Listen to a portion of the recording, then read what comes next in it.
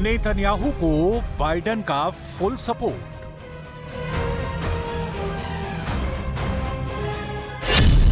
Iran के खिलाफ America का नया हथियार।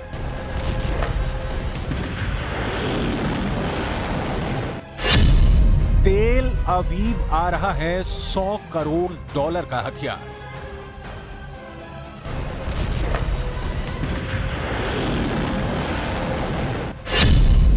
अमेरिका अमन चाहता है या वार?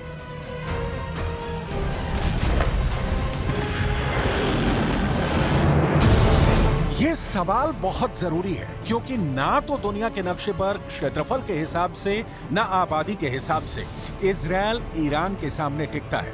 यहां तक कि पुतिन और शी जिनपिंग के समर्थन के बाद ईरान इजरायल से ताकत में भी बहुत ऊपर पहुंच जाएगा। फिर इजरायल के पास क्या है जिसके दम पर वो ईरान फतह करने की मंशा संजो रहा है?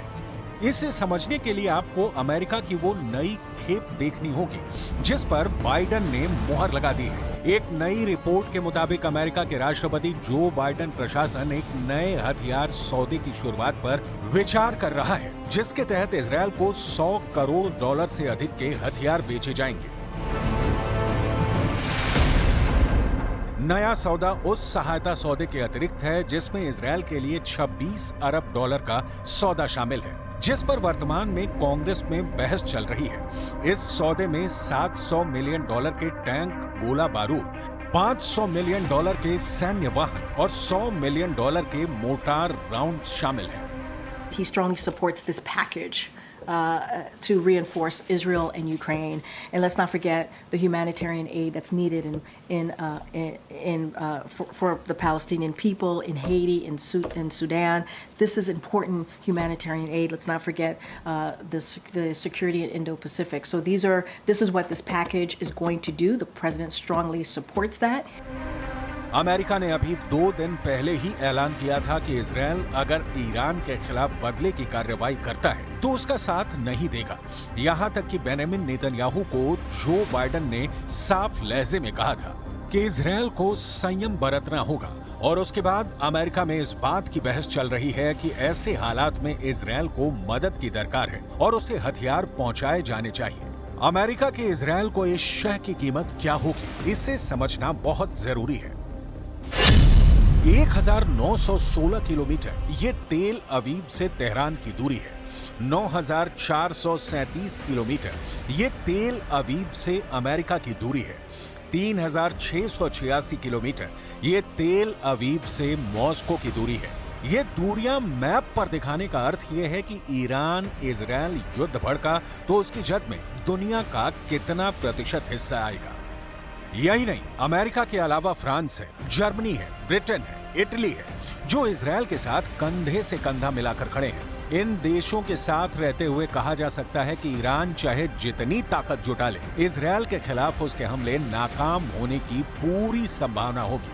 लेकिन यहाँ इजरायल को मिल रही यूरोपीय देशों से मदद की चर्चा नहीं, चर्चा अमेरिका से मिल रही मदद की जिसके दम पर इजरायल खड़ा है। ईरान से दो हाथ करने के लिए अभी ही नहीं, अमेरिका इजरायल का ऑल वेदर फ्रेंड रहा है। अमेरिका ने बीते कुछ सालों में इजरायल को दुनिया की सबसे उन्नत मिलिट्री में से एक बनाने में पूरी मदद की है। अमेरिकी फंड की मदद से इजरायल अमेरिका से सैन्य साजो सामान की खरीद फरोख्त करता है। अमेरिका ज्यादा से ज्यादा इंटरसेप्टर मिसाइल दे रहा है ताकि इजरायल को आयरन डोम एयर डिफेंस सिस्टम की कमी ना पड़े। एक इंटरसेप्टर मिसाइल की कीमत लगभग $40,000 से $50,000 होती है। साजिश बहुत खतरनाक हो रही है। युद्ध की साजिश तो और भी बड़ी तबाही लाई जाएगी। पूरी दुनिया को यही डर इस वक्त ईरान और इजराइल को लेकर है जो करीब 1.5 साल पहले रूस और यूक्रेन को लेकर था। इजरायल को अस्तित्व में लाने में अमेरिका की बहुत बड़ी भूमिका रही है।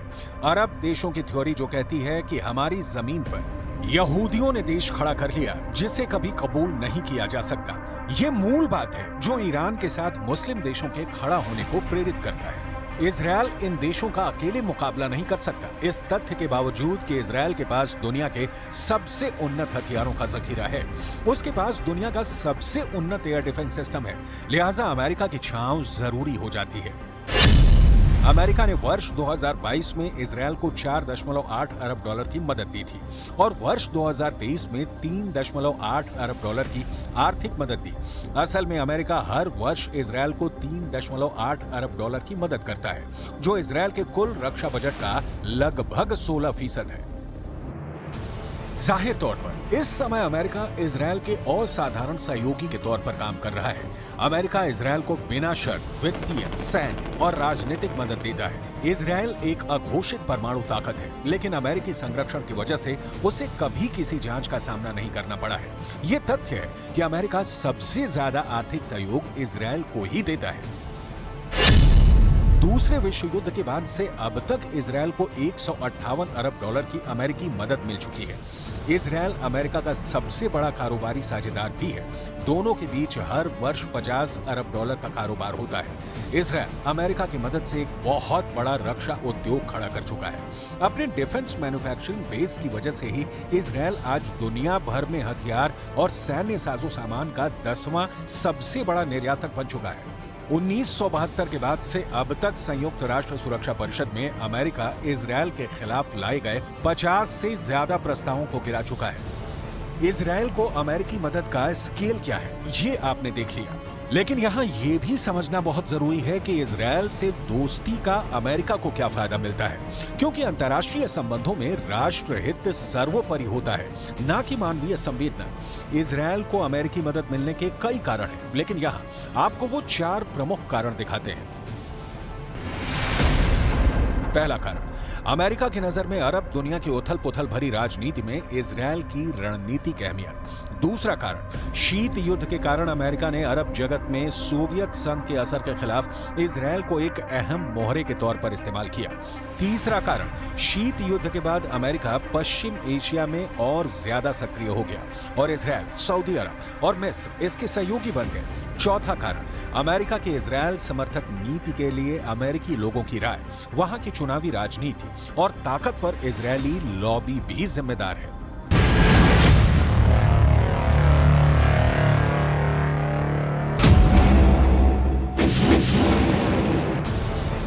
मतलब अमेरिका का मध्य पूर्व में वर्चस्व बना रहे, इसके लिए इजरायल बहुत महत्वपूर्ण हो जाता है। लिहाजा अमेरिका में राष्ट्रपति कोई भी हो, इजरायल के लिए उसकी नीतियां समान होती हैं। जो बाइडेन जिस तरीके से इजरायल की मदद कर रहे हैं, ये उसी नीति का हिस्सा है। लेकिन सवाल सिर्फ अमेरिका से मिल रही इजरायल को मदद भर का नहीं है। सवाल है ईरान को किन किन देशों से मदद मिल रही है। ईरान और इजरायल की सीमाएं एक दूसरे से नहीं लगती हैं। ईरान के हमले के बाद लेबनान और इराक ने अपने एयर स्पेस को बंद कर दिया है। सीरिया और जॉर्डन ने अपने एयर डिफेंस सिस्टम को अलर्ट पर रखा है। रिपोर्ट्स के मुताबिक कतर और कुवैत दोनों ने अमेरिका को अपने हवाई अड्डों को इस्तेमाल करने से ये कहकर रोक दिया कि वो ईरान के खिलाफ संघर्ष में शामिल नहीं होना चाहते हैं। गैर मुस्लिम देशों में रूस, उत्तर कोरिया और चीन के ईरान के साथ अच्छे संबंध हैं।